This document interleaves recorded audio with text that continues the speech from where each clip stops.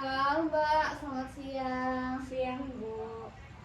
Gimana tadi perjalanannya lancar? Alhamdulillah lancar. Alhamdulillah kalau gitu. Terima kasih ya Mbak ya sudah meluangkan waktunya untuk datang ke sini. Iya, Bu. Sebelumnya apakah Mbak Nastela sudah pernah konseling?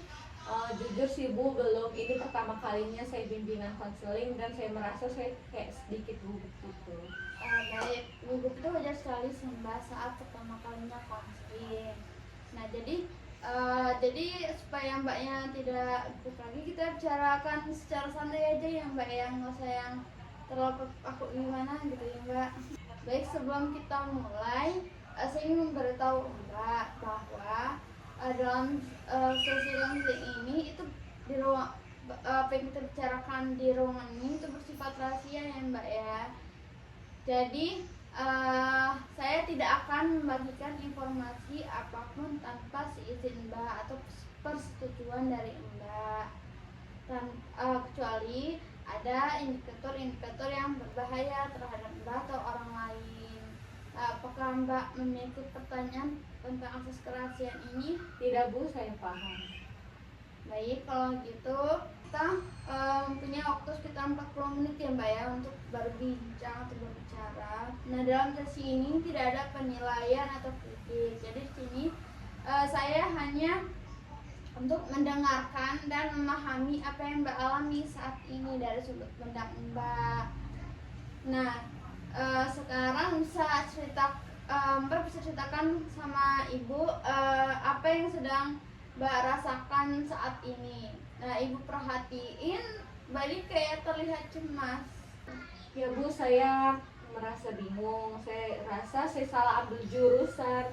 Saya sekarang kuliah di jurusan kimia, tapi saya itu sebenarnya pengen kuliah di jurusan farmasi, Bu. Saya dengar Mbak ini ada kegelisahan ya Mbak ya dalam suara Mbaknya. Nah, coba ceritakan lebih detailnya Mbak, apa yang membuat Mbak itu merasa jurusan kimia itu tidak merasa cocok dengan Mbaknya. Gini, Bu, sebenarnya dari awal itu dari SMA saya pengen ngambil jurusan farmasi. Tapi waktu SNBP kemarin itu nilai saya cuma cukup masuk di kimia. Jadi orang tua saya itu bilang ya udah ambil kimia aja, kan masih satu juga sama farmasi. Awalnya saya pikir nggak ada apa-apa, tapi lama kelamaan sejak saya di semester 3 ini saya kayak merasa semakin tersiksa gitu di jurusan ini. Saya merasa saya tidak cocok. Oh, jadi Mbak itu merasa tersiksa ya, yang berada di jurusan yang bukan pilihan pertama Mbak. Nah, bisakah Mbak rasakan perasaan tersiksa itu sekarang, dan di mana Mbak merasakannya di tubuh Mbak? Ibu, rasanya sesak berat banget. Tiap mau kuliah rasanya malas, tiap praktikum rasanya berat juga. Terus IPK saya di situ juga saya rasa nggak bagus-bagus banget. Mbak, Ibu, jadi saya lihat sangat mempengaruhi Mbak ya secara fisik Mbak yang bisa Mbak rasakannya. Nah, sekarang Mbak Vela sudah bercerita nih tentang situasi Mbak. Nah, Ibu itu ingin mengajak Mbak untuk mencoba teknik bermain peran. Nah, apakah Mbak tahu teknik bermain peran ini? teknik bermain peran seperti acting. Ya, kurang lebih seperti itu sih Mbak. Jadi bermain peran itu kita bisa menciptakan situasi yang dimana Mbak itu bisa mengekspresikan perasaan dan pikiran Mbak dengan lebih bebas gitu, dengan melalui peran-peran yang berbeda. Nah, teknik ini juga bisa membantu Mbak itu mengeksplorasi konflik internal Mbak. Apakah Mbak mau mencobanya Mbak? Boleh sih, Bu, tapi saya harus ngapain? Jadi gini Mbak, Ibu lihat ada beberapa peran atau bagian diri yang sedang berkonflik di dalam diri Mbak. Nah, yang pertama itu ada Vela yang terpaksa di jurusan kimia, terus ada juga Vela yang ingin di farmasi, terus orang tua Vela, dan mungkin juga dosen di jurusan kimia. Nah, kita akan bermain peran untuk masing-masing karakter ini. Nah, Mbak akan memerankan semuanya secara bergantian, Mbak. Dan Ibu akan membantunya membantu Mbak dalam proses bermain peran ini. Oke Bu, saya mau coba. Nah, bagus Mbak. Nah, mari kita mulai. Yang pertama, Ibu ingin Mbak itu menjadi Vela yang terpaksa di jurusan kimia. Coba berdiri di sini, Mbak. Di sini. Nah, berdiri. Nah, coba Mbak rasakan diri Mbak sebagai mahasiswa kimia semester 3 ya Mbak ya. Dan bagaimana postur tubuh Mbak, terus bagaimana ekspresi wajah Mbak, bagaimana perasaan Mbak. Mungkin seperti ini Bu, rasanya lelah. Tiap hari harus bangun pagi untuk kuliah yang tidak saya minati. Berusaha mengerti materi yang sulit tapi tidak saya sukai, dan praktikum yang menegangkan. Bagus. Vela sekarang bicaralah sebagai Vela di jurusan kimia. Ceritakan tentang kehidupan Mbak ya, Vela sehari-hari ya Mbak ya. Dan rasakan setiap emosinya. Pagi saya bangun dengan berat, membuka buku kimia tebal dan mencoba memahami materi-materi yang ada di buku. Setelah saya sering bengong karena pikiran saya kemana-mana. Praktikum, tangan saya gemetar karena takut salah mencampur bahan kimia. Teman-teman saya antusias tetapi saya tidak. Saya merasa asing di jurusan saya sendiri. Saya bisa melihat kesedihan Mbaknya. Nah, sekarang tetap dalam karakter Mbaknya. Apa yang ingin Mbak katakan kepada orang tua Mbak tentang perasaan ini, Mbak? Mbak silakan kembali tempat kerja dulu, Mbak. Oke Bu. Ayah, Ibu, saya tahu kalian ingin yang terbaik buat saya. Saya tidak bahagia di jurusan ini. Saya tahu kalian mau yang terbaik buat saya. Tapi ini bukan tempat saya. Saya seperti seorang penipu. Saya berpura baik-baik saja saat bergabung bersama kalian. Padahal saya hampir tiap malam menangis. Saya ingin kalian mengerti bahwa saya tidak cocok di jurusan ini. Saya ingin kalian mendukung saya untuk pindah jurusan. Apa salahku? Ini Mbak, ya keluarkan saja Mbak ya air mata Mbak. Sama apa yang Mbak rasakan. Bagus sekali Mbak ya. Sekarang Ibu ingin kamu pindah ke posisi dan menjadi orang tua kamu ya Mbak. Dan bagaimana kira-kira reaksi mereka saat mendengar ungkapan perasaan tadi? Oh, kamu ini bagaimana sih? Udah semester 3 mau pindah-pindah. Kamu pikir biaya kuliah gak mahal? Kami sudah berkorban banyak untuk menyekolahkan kamu. Lagian farmasi sama kimia itu tidak beda jauh. Kamu harus lebih berusaha saja, jangan mudah menyerah. Kami ingin kamu sukses, makanya kami mendorong kamu untuk tetap di kimia. Bagus Vela. Nah, Ibu ingin kamu pindah lagi menjadi Vela yang ingin di farmasi. Dan bagaimana rasanya menjadi versi diri Mbak yang bisa masuk di jurusan farmasi impian Mbak? Saya bangun semangat tiap pagi, saya mempelajari semua tentang obat-obatan, formulasi, dan bagaimana mereka bekerja di dalam tubuh manusia. Praktikum terasa menyenangkan karena saya bisa melihat bagaimana ilmu yang saya pelajari itu diterapkan di dalam kesehatan. Saya punya tujuan jelas, ingin bekerja di industri farmasi, atau mungkin suatu hari nanti saya bakal buka apotek sendiri. Saya merasa hidup saya punya arah. Wah, saya melihat perbedaan energi yang sangat jelas.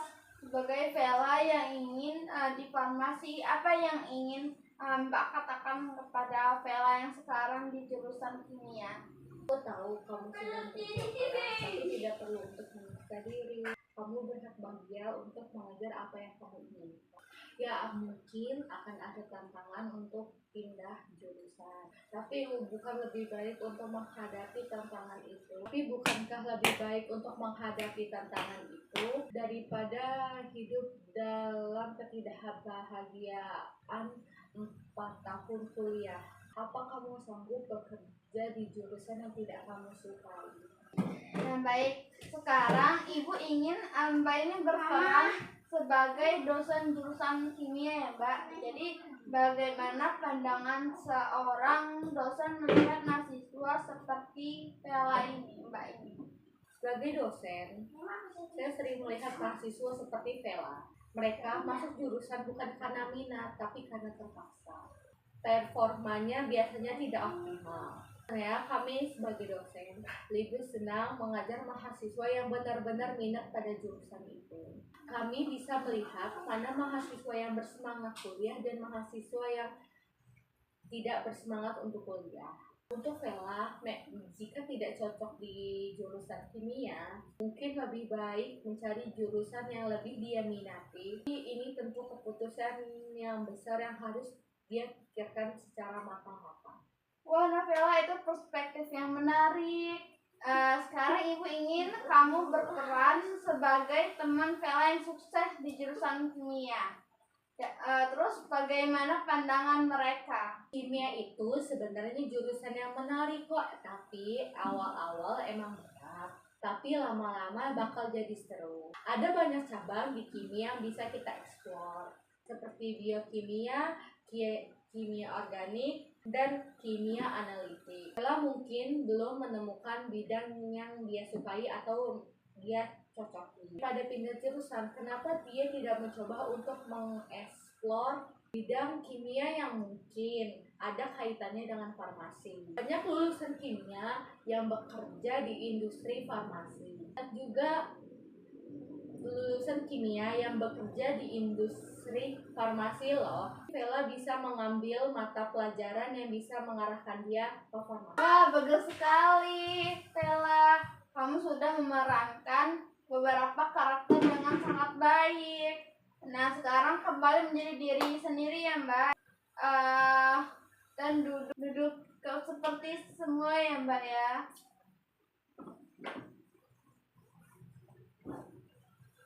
Nah, dari semua peran yang Mbak mainkan tadi, peran mana yang paling menggambarkan perasaan sejati Mbak? Terus, dan apa yang Mbak pelajari dari proses ini tadi? Sejujurnya, saya merasa Vela yang ingin di farmasi adalah diri saya yang sebenarnya.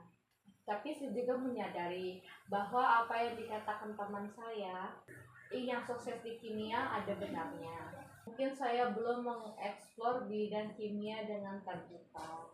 Dari proses ini saya belajar bahwa saya perlu jujur pada diri saya sendiri. Saya perlu jujur pada diri saya sendiri dan orang tua saya. Itu insight yang sangat berharga, Mbak. Ibu melihat kamu tuh mulai mengintegrasikan berbagai perspektif. Nah, sekarang Ibu itu ingin mencoba satu peran lagi. Nah, bisakah Mbak itu menjadi Vela yang 5 tahun dari sekarang? Jadi bayangkan kamu itu, Mbak itu sudah lulus dan bekerja. Nah, kita tuh ada 2 skenario. Vela yang tetap di jurusan kimia dan menyelesaikannya, dan juga Vela yang pindah ke farmasi. Coba perankan keduanya, Mbak. Apakah Mbak bisa? Iya Bu, bisa. Ini saya Vela, lulus dari kimia. Saya bekerja di laboratorium penelitian dan saya merasa saya belum mulai terbiasa. Tapi terkadang saya bertanya-tanya, bagaimana jika dulu saya mengambil jurusan farmasi? Meskipun begitu, saya bersyukur sudah menyelesaikan kimia dan mendapatkan pekerjaan yang layak. Ini saya Vela yang pindah ke jurusan farmasi dan sekarang bekerja di industri farmasi. Proses pindah jurusan memang tidak mudah bagi saya. Saya harus mengulang beberapa bulan dan terlambat lulus daripada teman-teman saya. Tapi setiap hari saya berangkat bekerja dengan semangat. Saya merasa tempat ini adalah tempat yang cocok untuk saya. Orang tua akhirnya mengerti setelah melihat prestasi saya di farmasi jauh lebih baik daripada di kimia. Bagus sekali Novela. Nah sekarang kembalilah ke tempat duduknya, jadi diri kamu sekarang ya. Silakan Mbak. Nah dari proyeksi masa depan itu mana yang lebih sesuai dengan nilai-nilai hidup Mbak? Terus mana yang membuat Mbak itu merasa lebih sebagai lebih utuh sebagai manusia Mbak?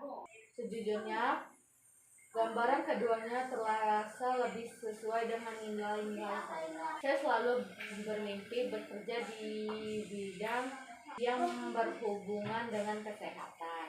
Saya ingin pekerjaan saya juga berdampak langsung untuk orang lain. Dan saya merasa itu akan lebih terwujud ketika saya bekerja di farmasi. Nah, saya mendengar keyakinan dalam suara mbaknya. Nah, sekarang mari kita bicara lebih konkret lagi ya Mbak ya.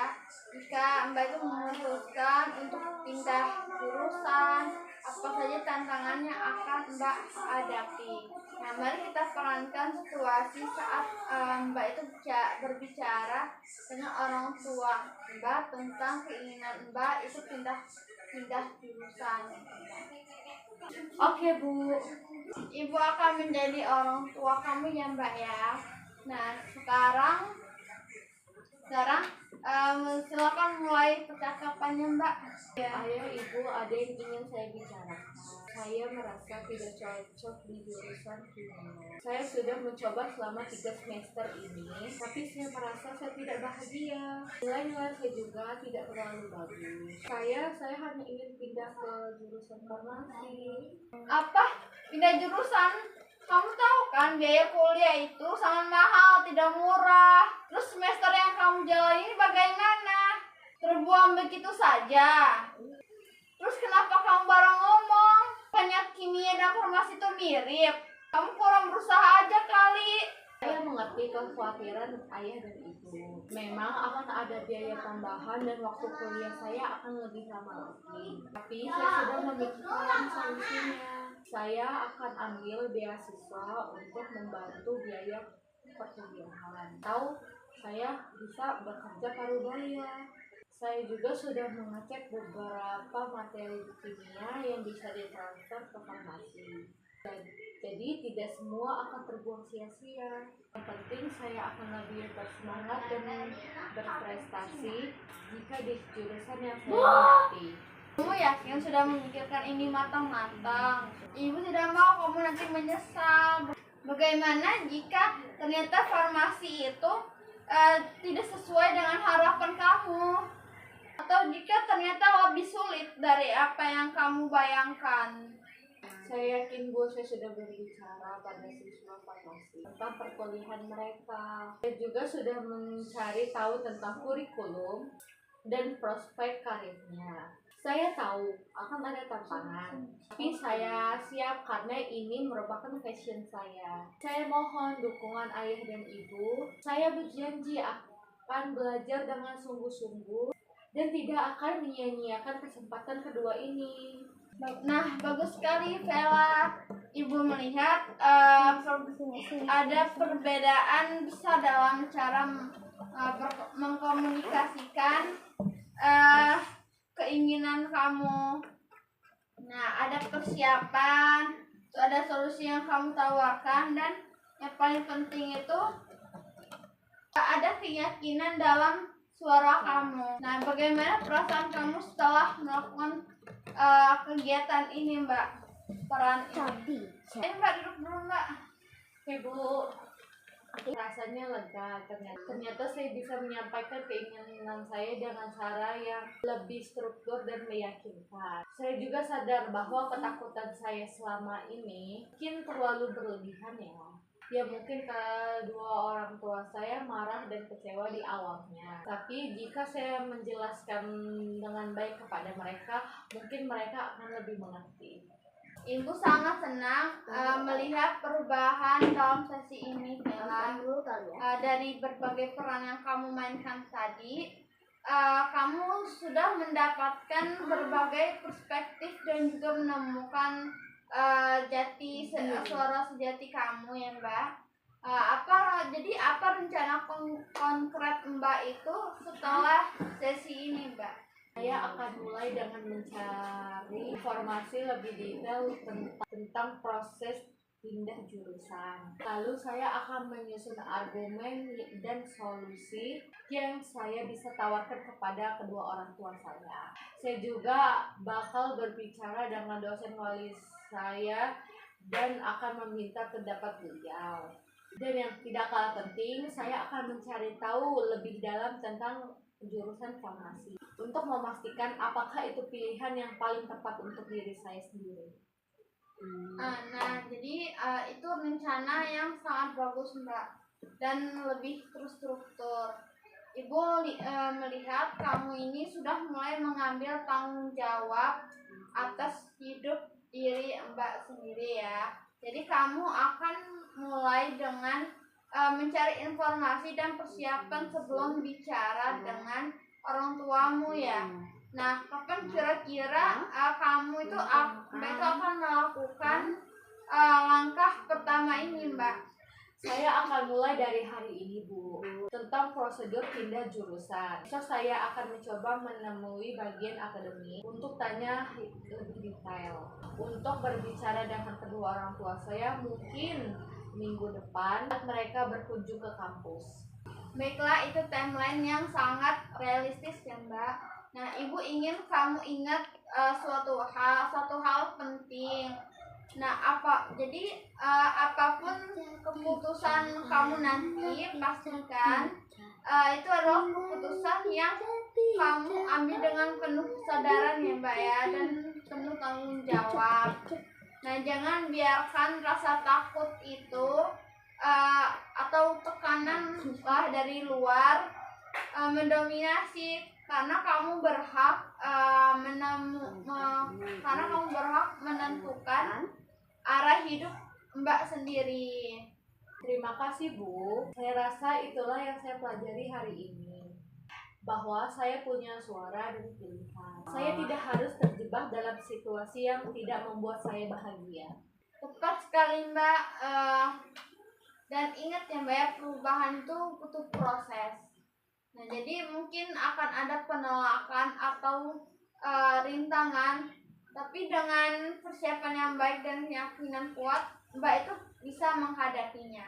Nah, jadi bagaimana perasaan Mbak sekarang di akhir sesi ini, Mbak? Saya merasa jauh lebih lega dan juga jelas, seperti beban yang saya tanggung selama ini di kepala saya terangkat semua. Saya juga merasa lebih percaya diri untuk menghadapi orang tua saya dan situasi ke depan. Terima kasih banyak atas bantuannya hari ini. Sama-sama Mbak Vela.